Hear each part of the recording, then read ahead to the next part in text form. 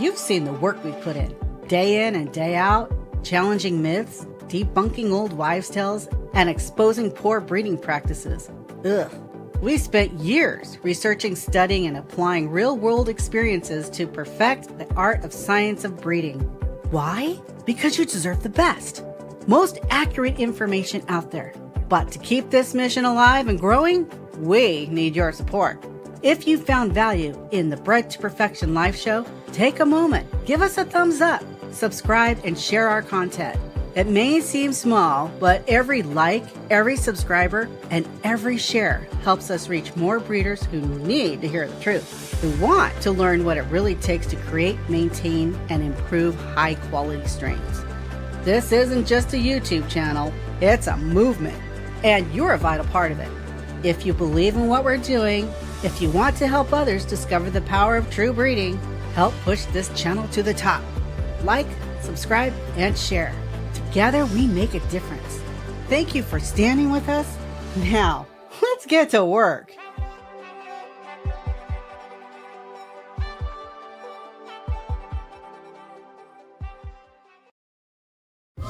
Entertaining, informative, and educational. Inspiring content that makes a difference. This is the Maximus Troy Publications Broadcasting Network. Join the Academy.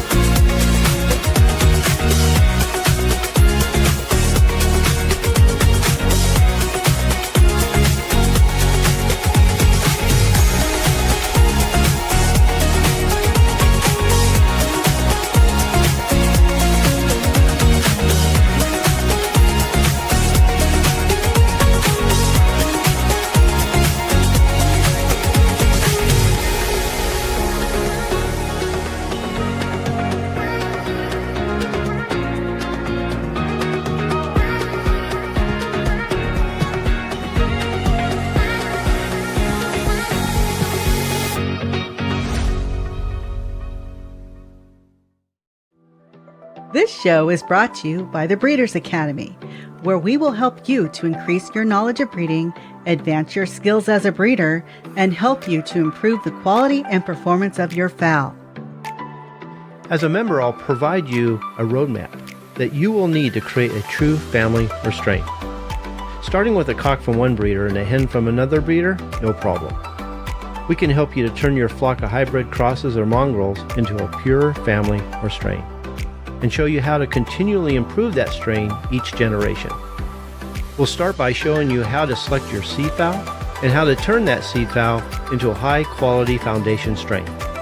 Our proven breeding programs and specialty courses are designed to take you step by step through the breeding process. And best of all, I'll be there to help you every step of the way. We urge you to check it out. You have nothing to lose, and you can cancel at any time. You also have a 30-day money-back guarantee. Simply go to www.breedersacademy.com to sign up. The Breeders Academy will not only change the way you think about breeding, but improve the way you breed your fowl. Okay, welcome to another episode of Bred to Perfection. I'm Kenny Troiano, founder of the Breeders Academy, and I'm here with my wife Nancy and Jim Anderson and Amanda Hughes from the Southern California Poultry Club, and they have a poultry show that we're going to go to on Saturday, and we hope you guys are going to join us. Welcome to the show, you guys. Do we have Amanda this time? I don't know. Do you have me? Yay! There we go. Sometimes it pays to have a gamer husband. Yeah, there you go. Well, when I saw Jim on the phone, I said, why don't we try a phone? Oh, you're not on the phone. You're on your computer. So that's good. Okay. Why don't you guys introduce yourselves before we get started? Well, I'm Jim Anderson, and thank you for having us on the show. Oh, you're welcome. Don't you want to say all your titles for the club, Jim? Oh, I don't know that I don't know if I got enough hats. I got enough hats for that. Doing the whole bit.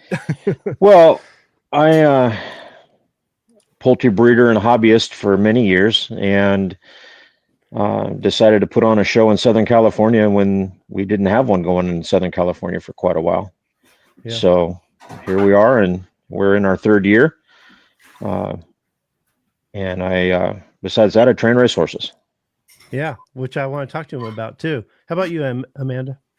So I will be judging Jim's show this weekend, and I did help him a little bit start up his first show. We all share softwares and tricks of the trade, and we have a show up my way. And so we talked on the phone for many hours about that, and lots. Yeah, and kind of what we've learned troubleshooting between my mom and I. We've probably done most every position on putting on a show. So both of us were there to give our advice to Jim, as he also had many other people whispering in his ear kind of how things should be going. So, but I judged his first show and this show. I think there was a year in between. Yes. I was supposed to show, but my son got really sick, so I couldn't go down. Yeah. This is the third annual American and Oriental Gamefowl show. So I missed the other two. I had a lot of people messaging me and asked me if I was going to be there. And I was like, Nancy, we should go to this. This is nearby. Yeah, it's like an hour and a half. So we need to go check it out. So then I contacted Jim because I wanted to bring my equipment and then put together a presentation for our show that would advertise you guys and hopefully promote it. I know it would be a little too late, but it might help for the following year. But this is the third annual one. Right. Yep. And just to be clear, we are an APA ABA-sanctioned double show, and then we will have the drop cage gamefowl show out on the grass right outside. Cool. And this is in Lake Perris Fairgrounds in Perris, California. Yes, correct. So this Saturday. Anything you want to say, Nancy? Yeah, I want to pull this. I'm trying to find it now because this is different than. Okay, so here is the information on it. So it's the third annual American and Oriental Gamefowl show. You've got a Sumatra tabletop show for you Sumatra lovers. You'll know what that is all about. I've been to one of those shows, and they put the little rooster up on a table, and it's, if I remember right, it's how much he crows, how much character he has, how much attitude he has. It is the neatest show to go see. So they've got that going on. You've got youth classes for cock, hen, pullet, and cockerels. You've got open class for IM, silk, frizzle, cock, cockerel, hen, and pullet. If I'm forgetting anything, just let me know, guys. Also, it's going to be in Lake Perris Fairgrounds up in Perris, California. That is about 2 hours away from us, Kenny. No, hour and a half. An hour and a half away from us. It's going to be this coming Saturday. For those that have already been inside and have registered to be in the show, you've got your cooping in at 8:00, I believe. Is that right, guys? Well, a lot of people are actually going to come in on Friday. Oh, okay. So, that'll be good. So talk about that a little bit. Well, they can coop in on Friday and get settled into their hotel for the night. We'll open the barn at 7 in the morning. We try to have everybody in by 8, but that doesn't always happen. We're going to be closer to 9. Judging will start at 9. And being a double show, we're going to need all of that time. Yes. It's And by gonna a double be show, I mean is that we're going to have our judges will be set to do 2 different shows at a time, and that way people get 2 different opinions from judges in one day, and maximize the use of facility and time. Okay, let's talk about the judges a little bit. Can you we've got Mike here. There's a picture of Mike and there's a picture of Jeff. We've also going to have Ben. He's from Kentucky. Amanda, is that going to be you, Amanda? It's going to Yes, be that's you. me. Yeah. Yeah. Okay, so Amanda, she's from California, so she's going to be judging as well. You've got Jeff from Arizona. Talk a little bit about the judges. Who are they?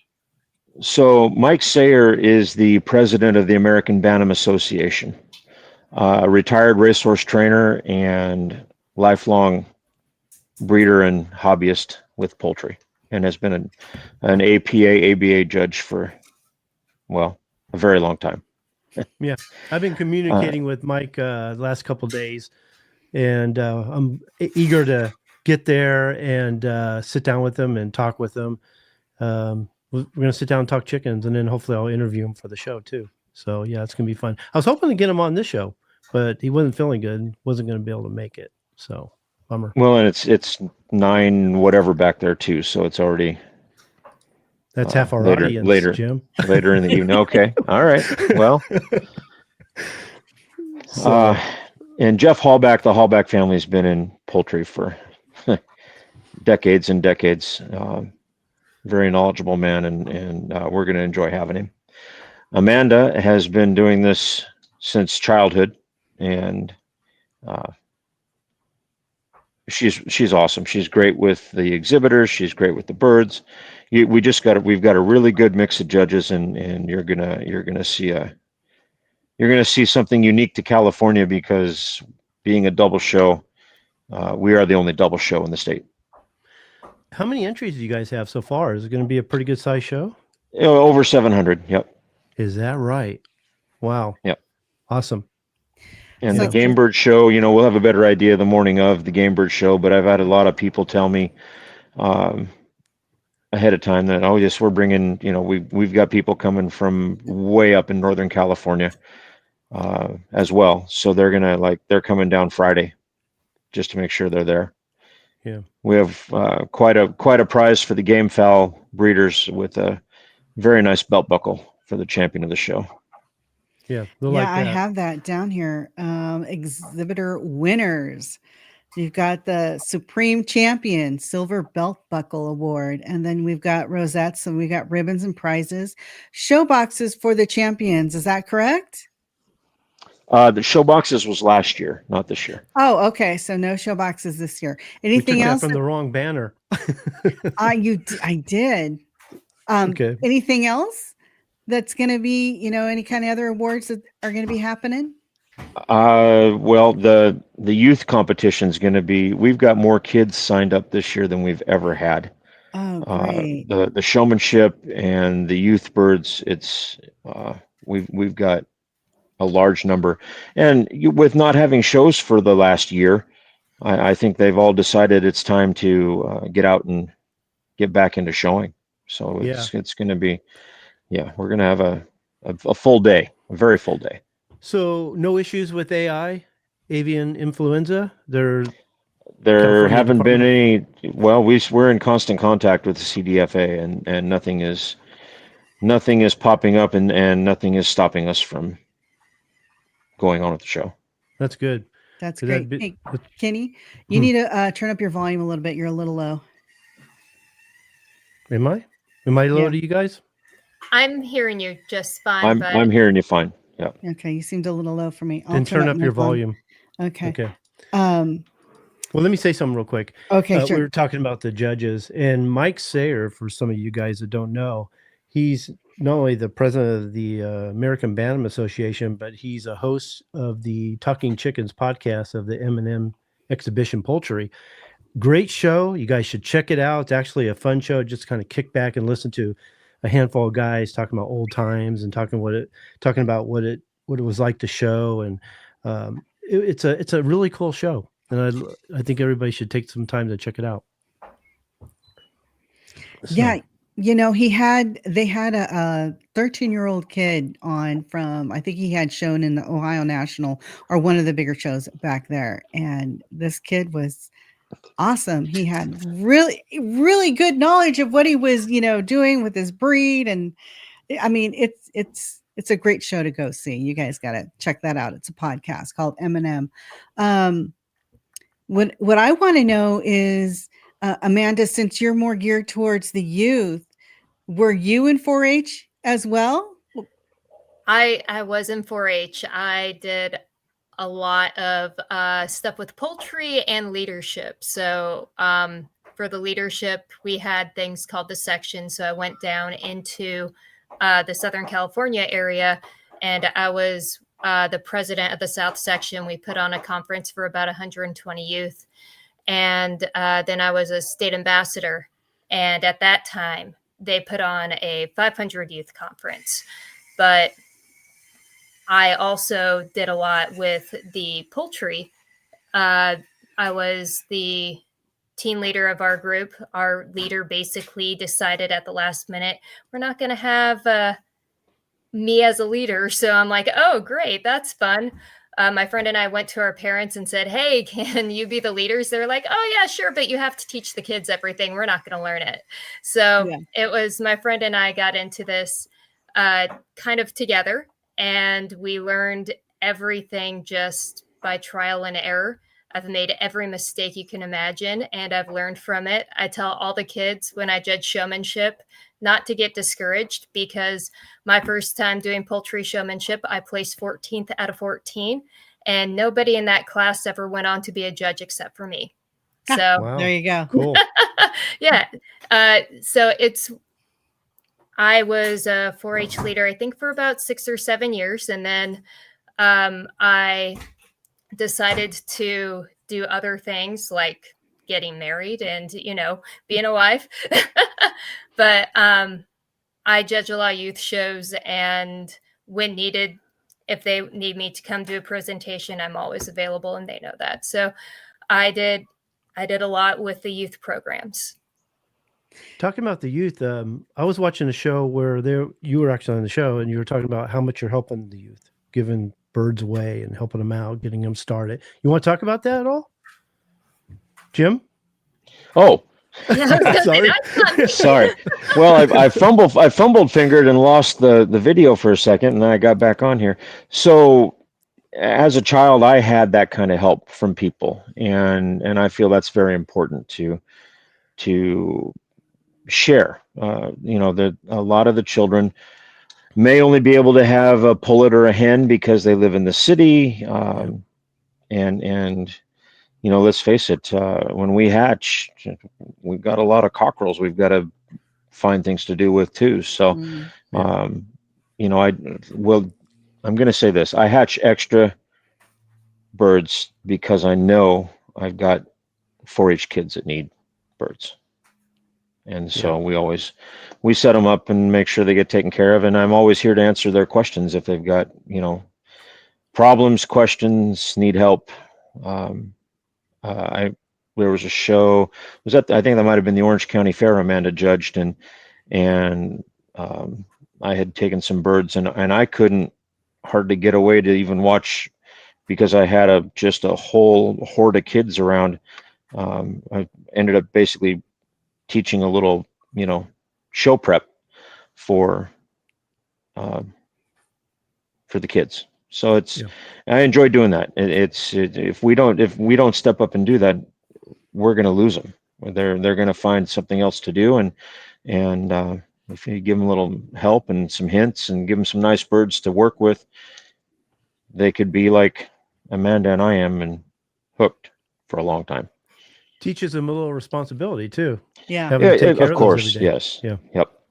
Yeah. That's exactly awesome. What I was going to say. Tawny, our daughter, was in 4-H for, I don't know, good 7 or 8 years. And she was in leadership as well, but not in chickens. She did chickens for like the first 2 years. And that's when she was like 8. And then she went on to home economics.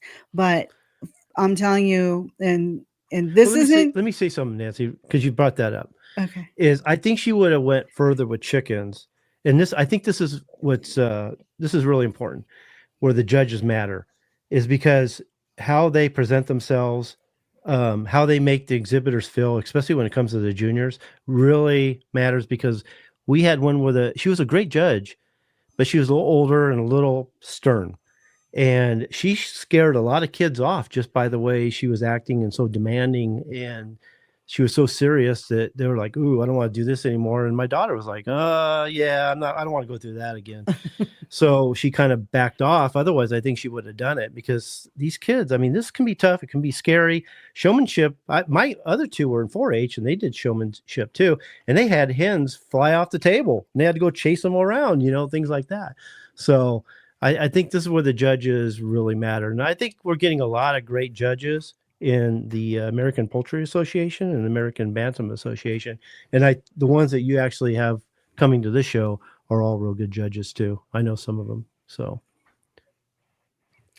Yeah. Great. Well, I would just like to say that, kudos to you guys, because the youth is our future, and you like Kenny said, you're teaching them responsibility and you're teaching them leadership. And I know for Tawny being in 4-H, it really molded her into the girl she is today, because she was very quiet and reserved, and constantly being pushed out of your comfort zone to go do different events is just what she needed. And she appreciates that even to this day. She's got good memories about it. So I'm really appreciative, Amanda, that you're taking those kids under your wings and teaching them and helping them along the way. Because I know showmanship, and it's a lot to know and a lot to remember, especially if you want to be on top. They're going to ask you some seriously hard questions, especially if you're a senior. So, Jim, can you tell us a little bit, go in more detail about what a double show actually is? So a double show we've got 2 sets of judges, and they will each take a turn judging each class. There'll be 2 judges' cards on the cage, and each judge will get a chance to go through and judge the class and rate the birds. And so it's a unique opportunity here in California, because normal shows in California are just a single show. Some of them take a couple days to do it. My thought has always been, for the cost that we spend for the facility and everything it takes to put the show on, I want to maximize the use of that property while we have it. So the best way to do that is to have a double show and get everybody a chance at a couple sets of opinions in one short time. A lot of work for you, right, Amanda?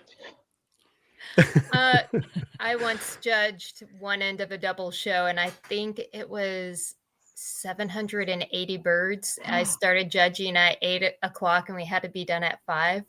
So, and I had just tested for my ABA license to be dual licensed to make sure that I could judge the other end of that show. So, yeah.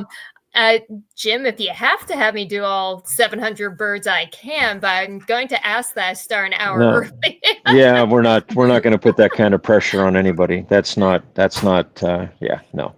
But not necessary. It's not as much work as you would think as a judge, as long as you have a good clerk that is on top of the right card. I think that's the mistake that we make most times as judges is, wait, am I judging the yellow card or the blue card show and marking the wrong card?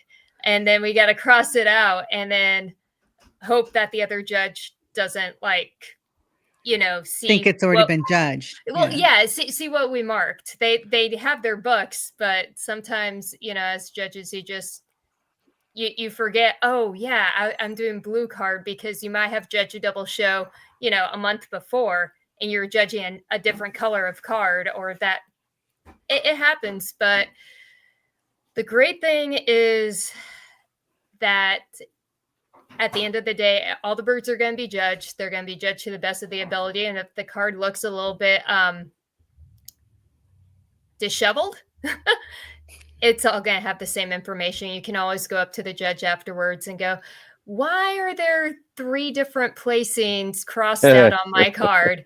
And I am All right. probably notorious for changing my mind a couple of times before I get through the breed, but always go to the judge and ask, hey, what happened here? And it might be, oh, the other judge accidentally marked that. I was a judge for I'm a certified judge for the American Gamefowl Society. So we used to do all the gamefowl shows. And we had some big shows, and a lot of times I had to do them myself. And ask Nancy, by the time I was done, I was so worn out and tired.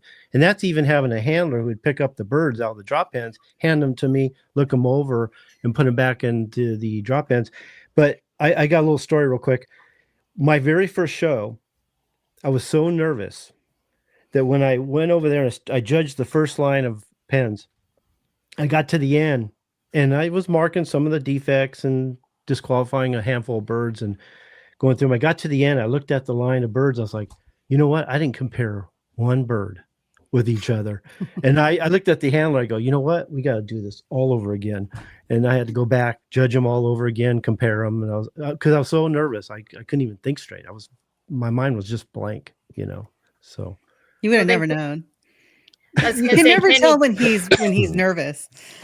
We probably had this issue that I can have on occasion, and I know other judges do, where we have all the birds set up and you've gone through 3 birds and you're like, I was so distracted by a different, really good looking bird on the other side. Now I got to go through and relook at all these 3 birds again because I was looking, too far ahead. And now I got to go back and look a little bit like a fool because I got too distracted by a really good looking bird on the other side of the show hall.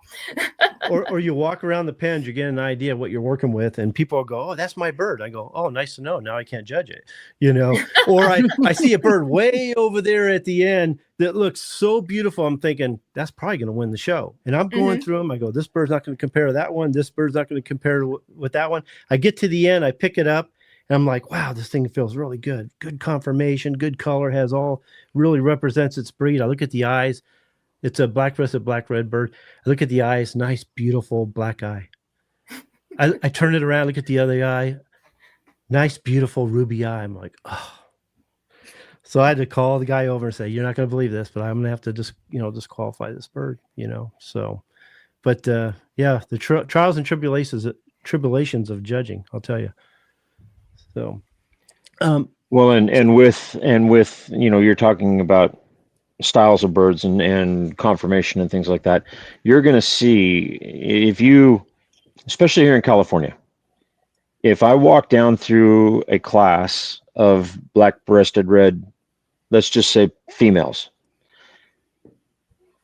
and if I'm doing my homework, I can tell you who that bird belongs to, that bird belongs to, that bird belongs to without looking at the card because I've studied them. It's very similar to horse racing. You're looking at, I can tell you who that horse is without, knowing anything just by, I've seen him, I've watched him run. I can tell you that that's that horse.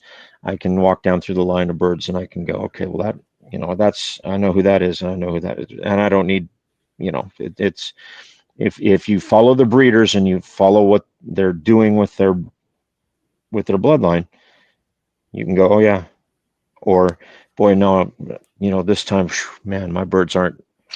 That one's that kind of thing. So it's if you're doing your homework, you can quite often pick out the other bloods. I think that's more common with the domestic chickens, not so much with the gamefowl because they're always crossing birds, adding new birds. Yeah. Right. Maybe with the and old we English have to stay. Phantoms. Yeah. Mm-hmm. Yeah. So, is there anything we missed about the show?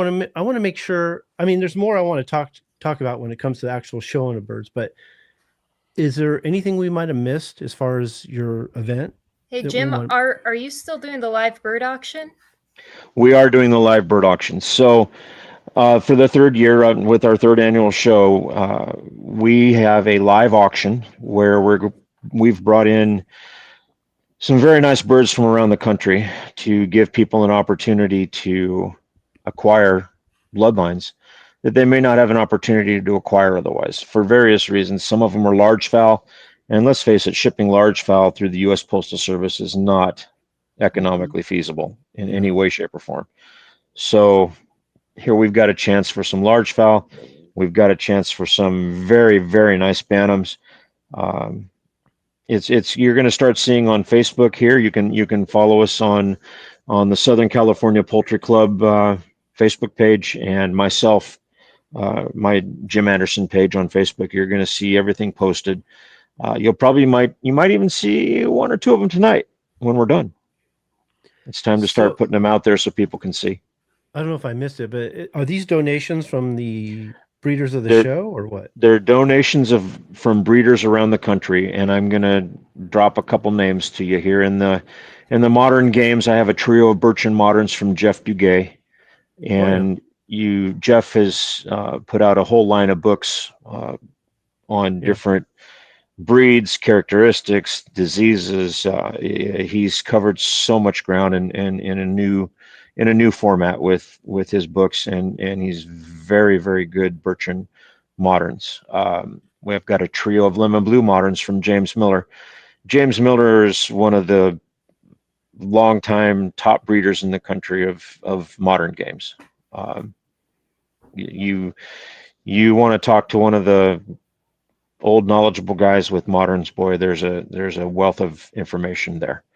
In the Old English game, we've got a trio of black-breasted reds from Shane Morris down in Louisiana, who has been a national champion.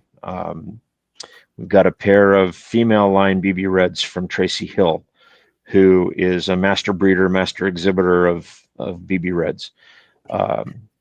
Have a pair of brown reds from Jimmy Sorrells in North Carolina. Jimmy's brown red female line is amazing, and he was originally supposed to be one of the judges with us, and had a family event come up. He had to stay home, but he made sure the birds got here for us to have anyway. And then let's see. Oh, I've got a pair of silver duckwing Old English that come from Steve Lambert in North Carolina, and you can find Steve on Facebook as well. He's got some really, really good looking birds. And let's see, we've got a pair of white Wyandottes that have come from Jacob and Isaac Keys up in Washington. Their white Wyandottes have been doing amazing in the Pacific Northwest and over on into Idaho and Montana. They also sent a pair of black East Indy ducks.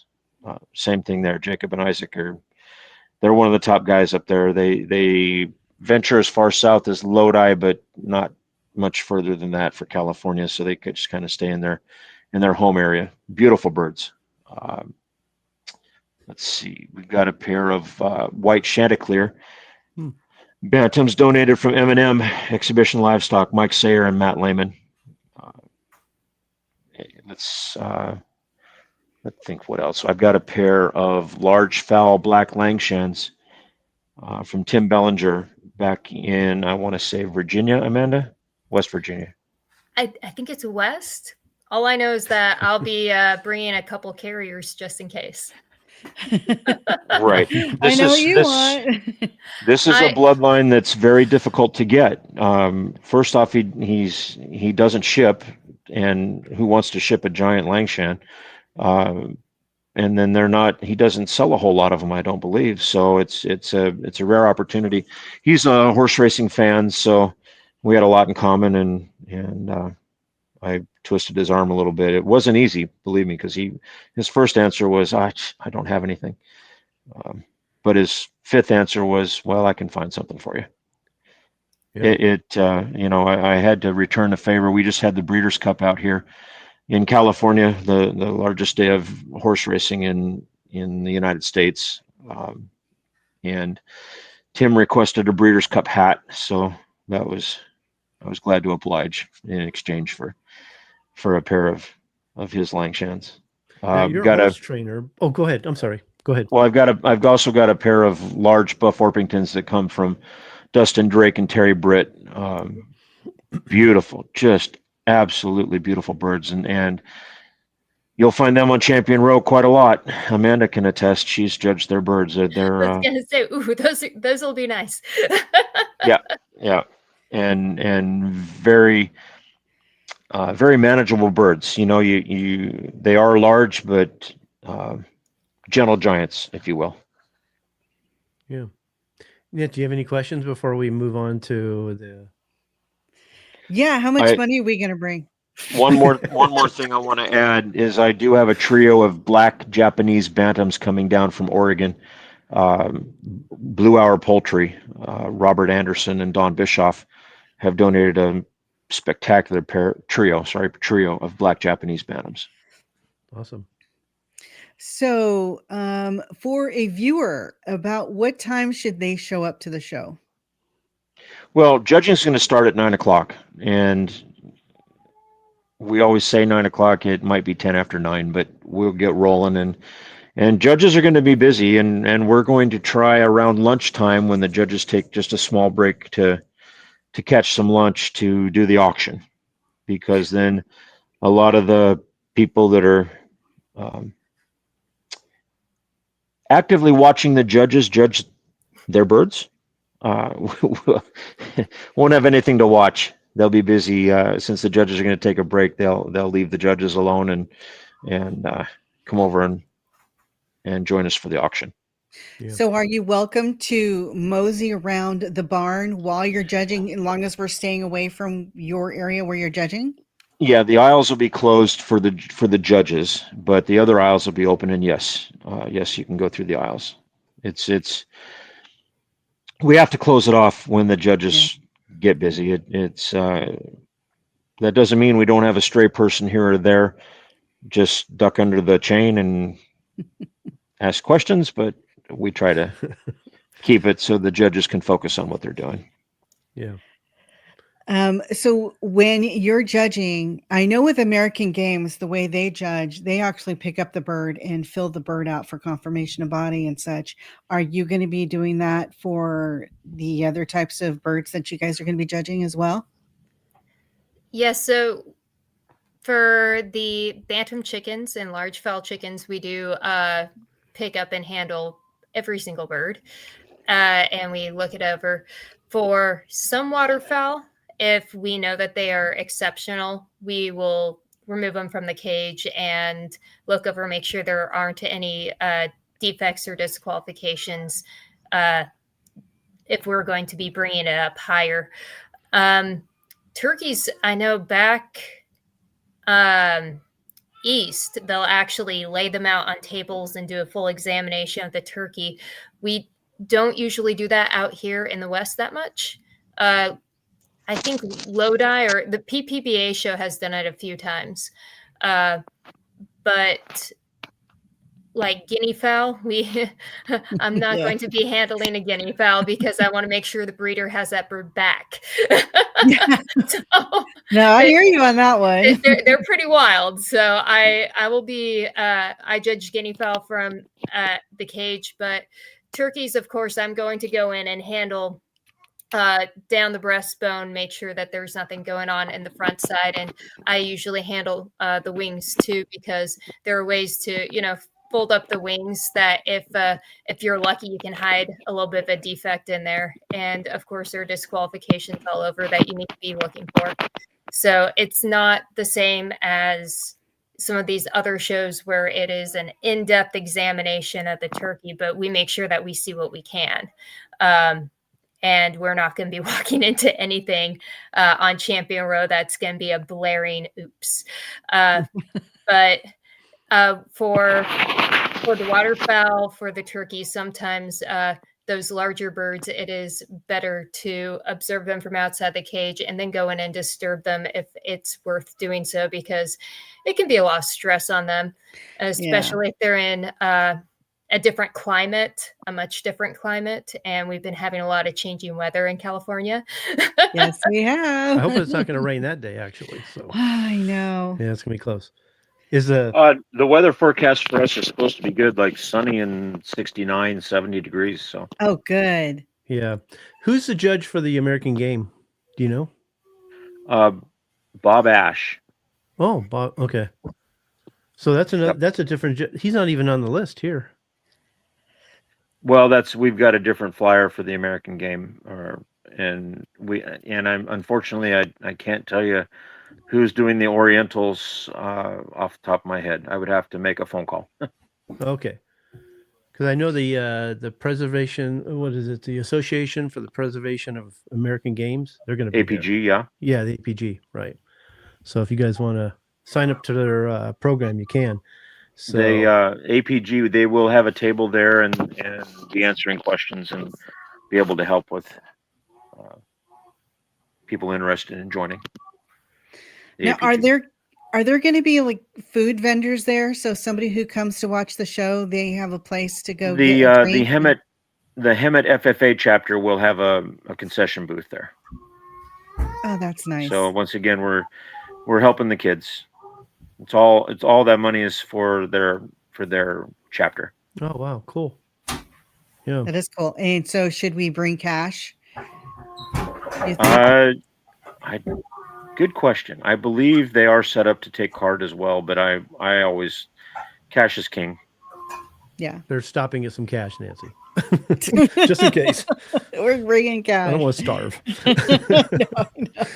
No. Nancy, head down the road to McDonald's and get me something. I'll bring it on back.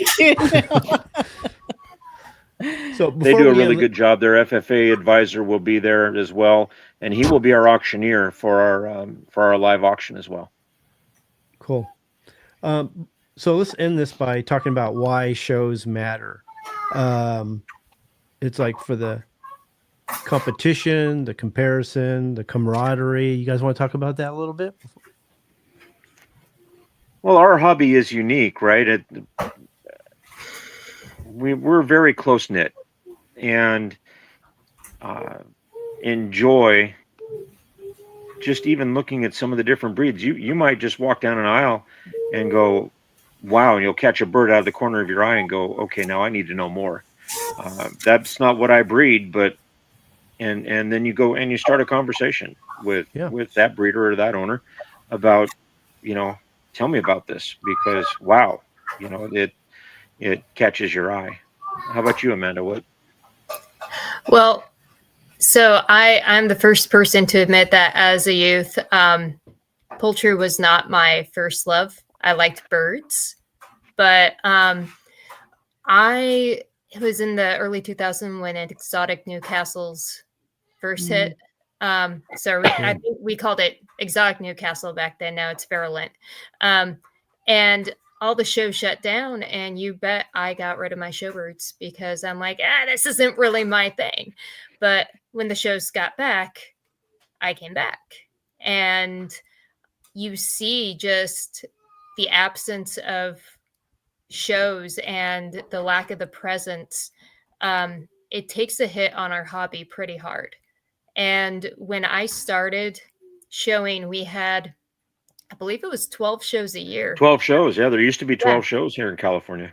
And I didn't need to travel out of the state to go to anything. I don't think I have ever actually showed out of the state. I've judged out of the state many times, but I don't go through the process of having the paperwork to do it for personal reasons.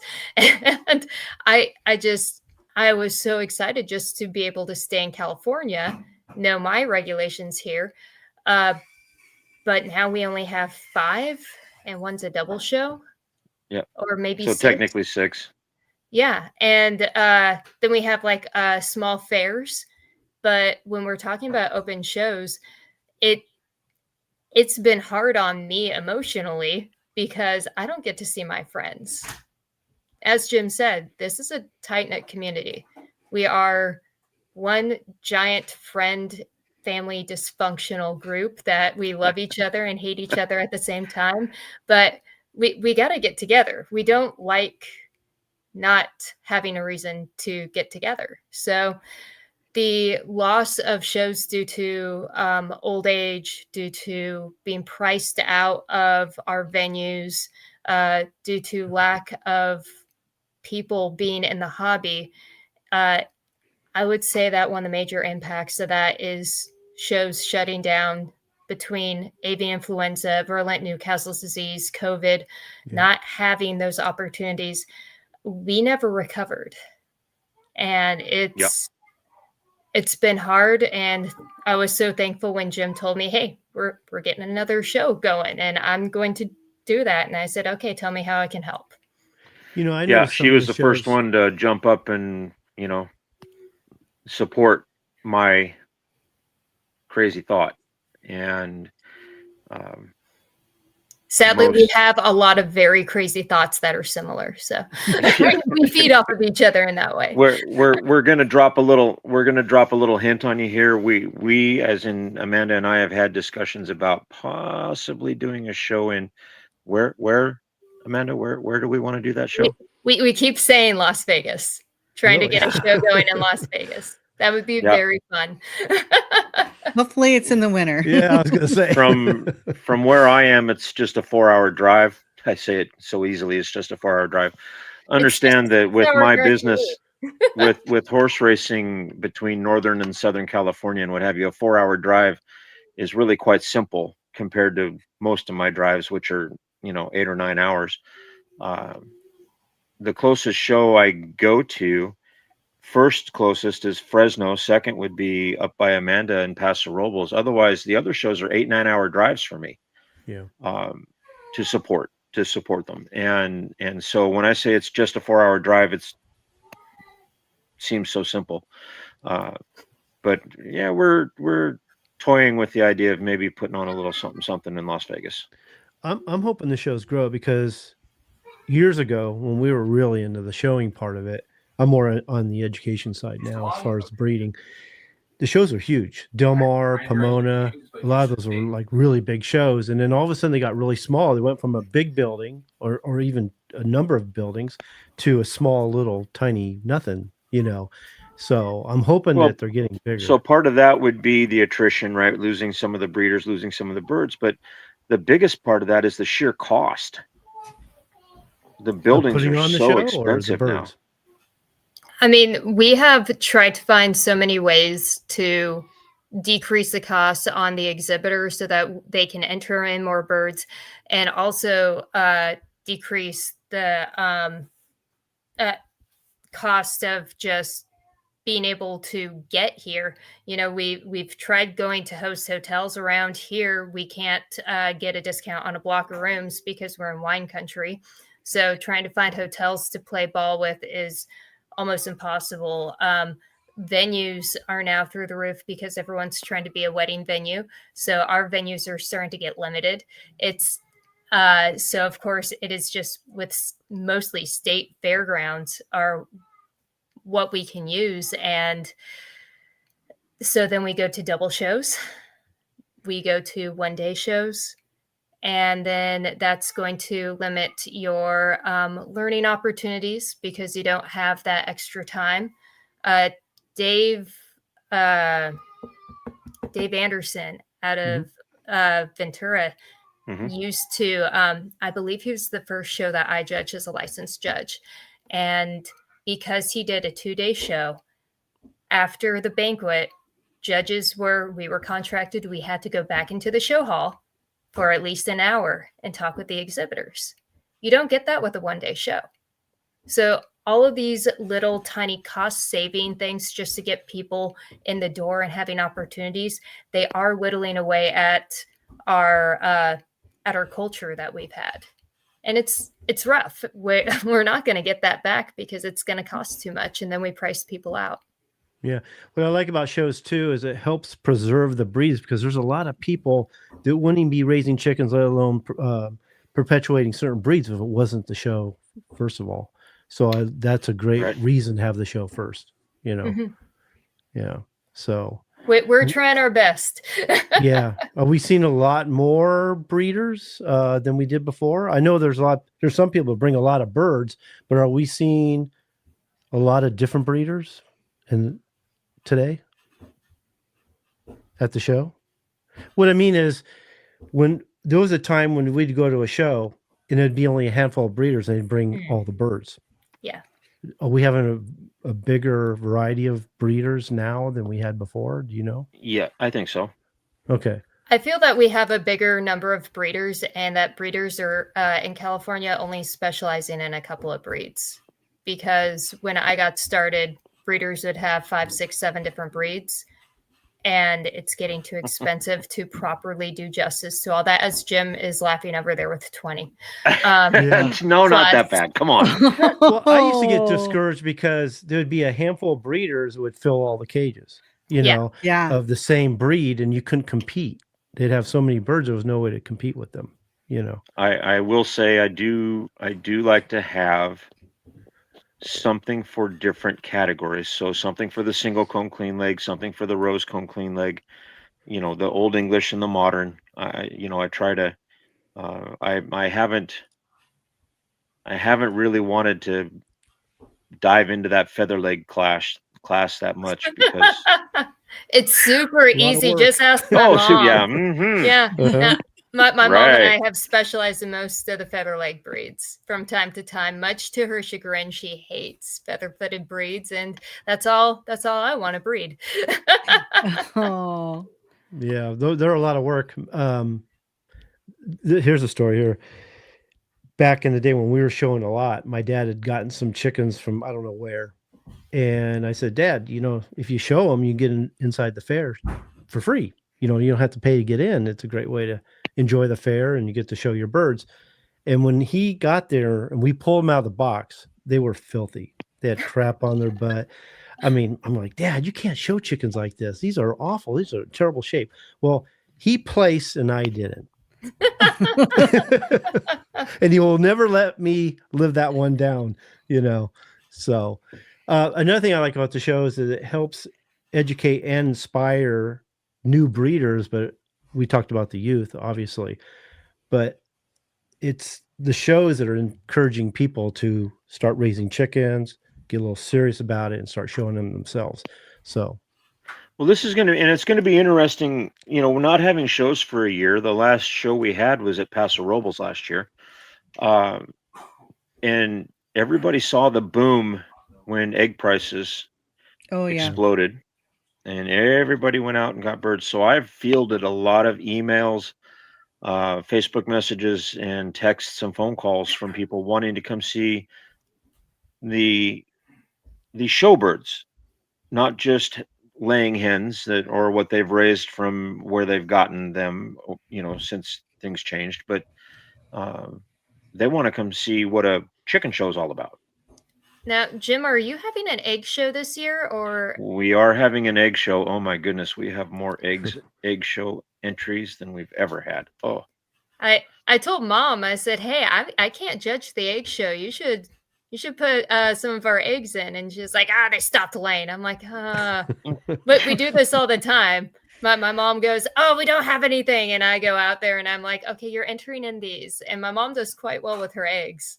Right. And so so that being said, we have different divisions for the eggs, for the large eggs, the medium eggs, the small eggs. But one of the big classes this year is going to be the decorated eggs, because the kids have gone crazy with decorating eggs. And as I told you, we've got a lot of youth entered. And so they not only entered their showmanship bird, a bird for the show, but they entered the egg contest. So that's going to be at Saturday as well? Yes. Yep. We'll have a separate tables in this case set up for the egg show, and a separate judge for the eggs. And yeah. I'm a huge supporter of the egg shows, because you talk about getting new people in and interested in the world of showbirds. This is how you do it. You got to have something that, okay, maybe your bird isn't the best showbird, but it might lay the best set of eggs.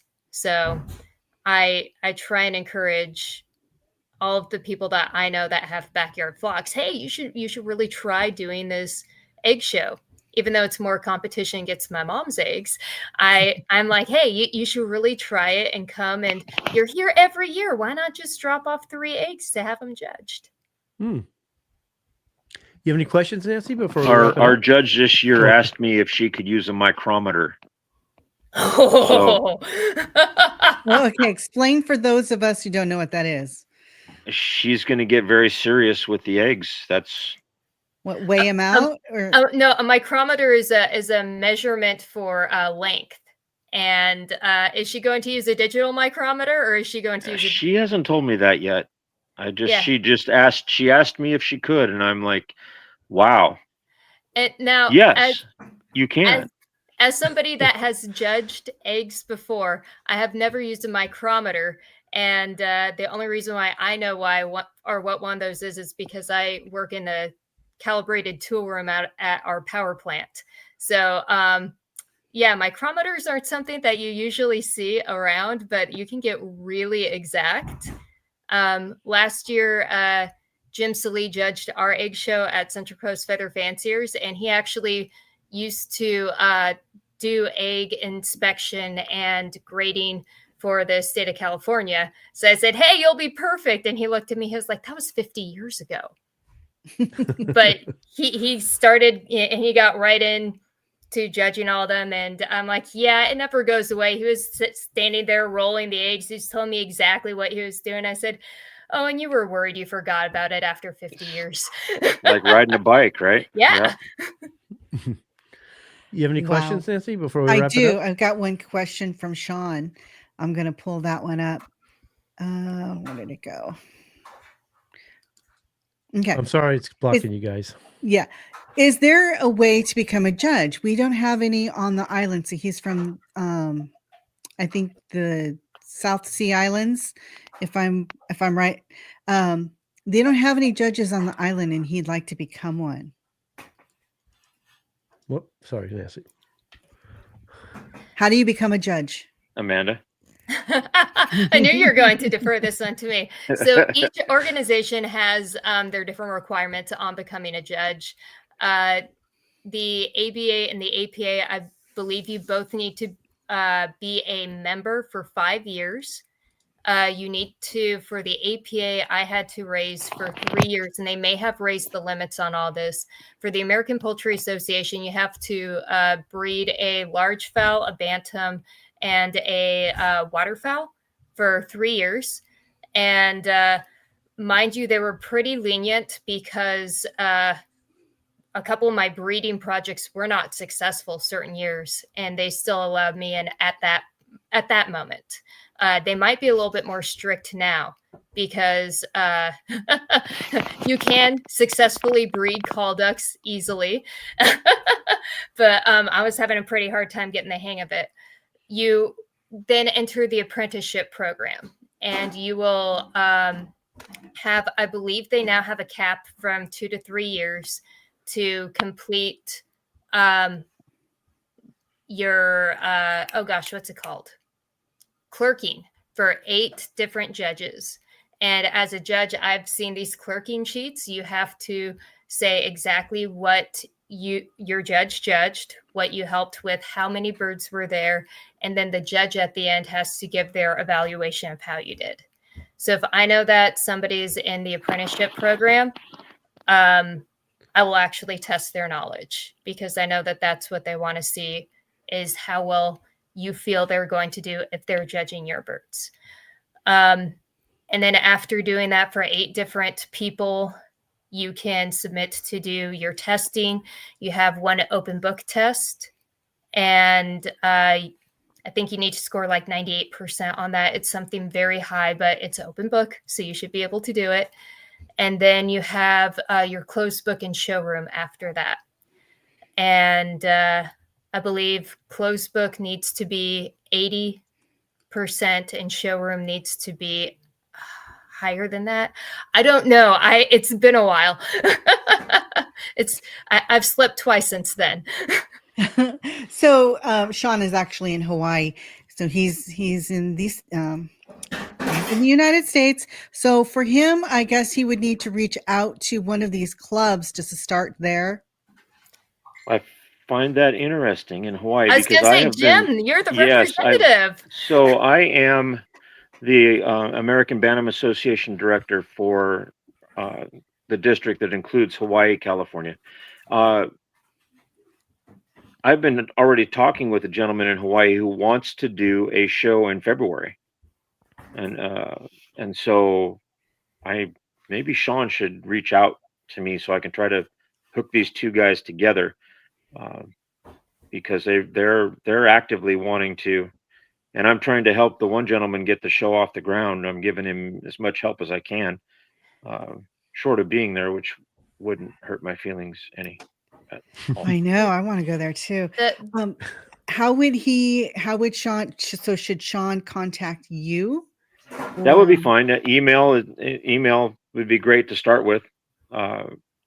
Horsefeathers7@yahoo.com. It's on the flyer and you can find me on Facebook as well for the show. The flyer's on my Facebook page as well.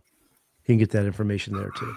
And see if we can get these two guys put together, because it sounds like they want the same thing, and maybe that'll make it a little easier if they're working together.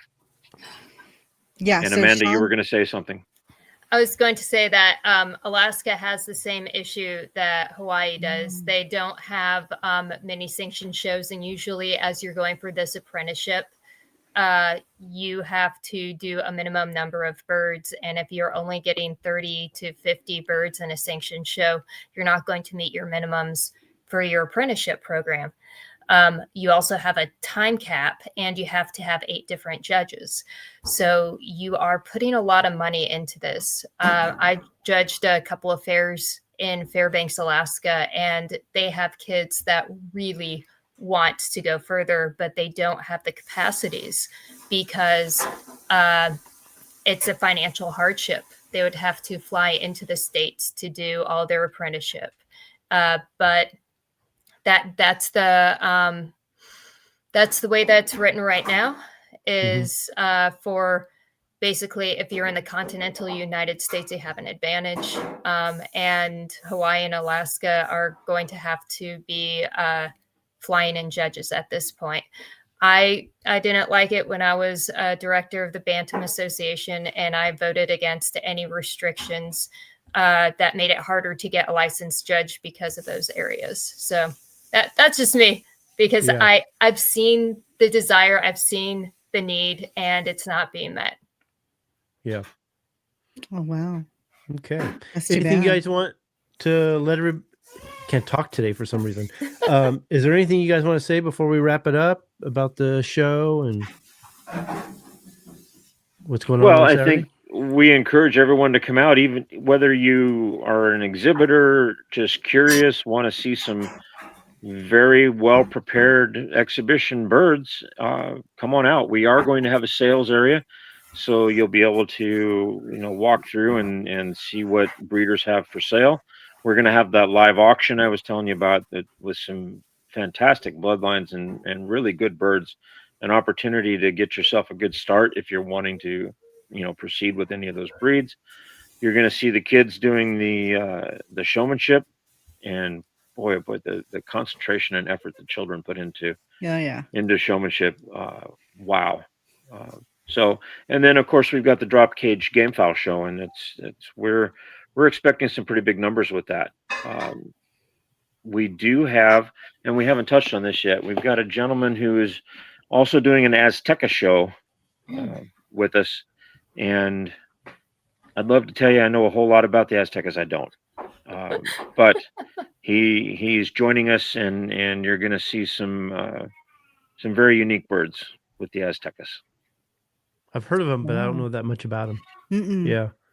So, how about you, Nancy? Anything you want to say before we wrap it up? Well, even if you're not a breeder, guys, if you're just interested in chickens, or you want something to do on Saturday, come on out. It's going to be a lot of fun. You're going to get to see how these people judge chickens. You're going to get to see a variety of chickens. And there's so many different ways that they judge chickens.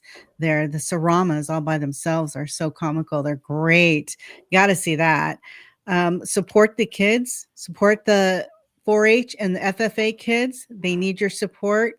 Come out for that. If anything else. Yeah, hope to see you there. We're going to be there. We're going to be there. I hope to get some good video. I hope to do some interviews with the judges. Hopefully Amanda will let us interview her. And I know I'm going to talk to Mike. We'll see. You might be busy, right? But I know Mike.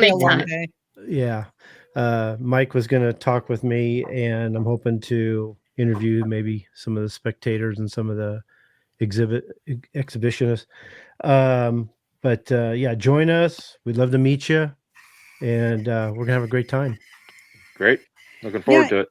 And we'd like to thank both of you, as well as all the judges and everybody else, because it takes a whole team of people to put this together, and it's it's a great opportunity. It's a great organization, and we really appreciate that you're doing this, because this is volunteer work. So thank you from the bottom of our hearts for you doing this for us and for everybody else, because if we teach breeding, but if we don't have breeders to teach, I mean, then we don't have a business either. So you're helping us. You really are. Yeah. I hope you guys have a great turnout. Don't forget, you guys, coupons at 8 a.m. Bring your own drop, especially for the American Games. Bring your own pens. And judging starts at 9 a.m. I really appreciate you guys coming on the show and helping, or letting everybody know what's going on, and hopefully we'll get a good turnout. Well, thank you for having us. And Kenny, thank you. Kenny will be wearing his hat, so you'll know who he is. I just don't know what color it's going to be. Yeah, that's all. Come up and say hi. Don't be afraid. Come up and say hi to Kenny and us, and chat. We're hoping to chat with a bunch of people all day long, that when we get home, our jaws are going to be tired from talking so much. So that is the goal. Right. We'll see you guys at the show, and can't wait to have a good time. Yeah, thanks for being here.